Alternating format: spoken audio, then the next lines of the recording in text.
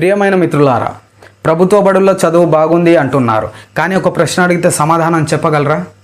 అక్కడ బోధించే టీచర్ల పిల్లలే ఎందుకు ప్రైవేట్ స్కూల్స్లో చదువుతున్నారు అంటే వాళ్ళకే నమ్మకం లేదా? ఇప్పటి సమాజంలో చదువు అనేది హక్కు కాదు, డబ్బుతో కొనుక్కునే వస్తువుగా మారింది. డబ్బు లేని పిల్లలు ప్రభుత్వ బడులు, డబ్బున్న పిల్లలు ప్రైవేట్ స్కూల్స్.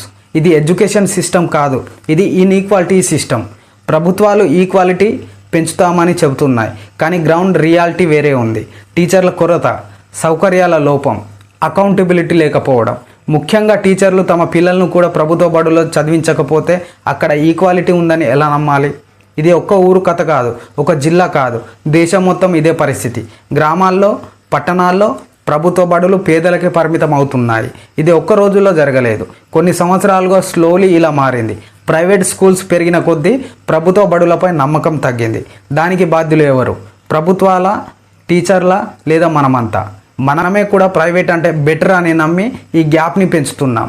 మాటలు కాదు, యాక్షన్ కావాలి. టీచర్లు తమ పిల్లలను ప్రభుత్వ బడుల్లో చేర్చాలి, సౌకర్యాలు ప్రైవేట్ లెవెల్కి తీసుకెళ్ళాలి, అకౌంటబిలిటీ ఉండాలి. అప్పుడు మాత్రమే ప్రజలు నిజంగా నమ్ముతారు.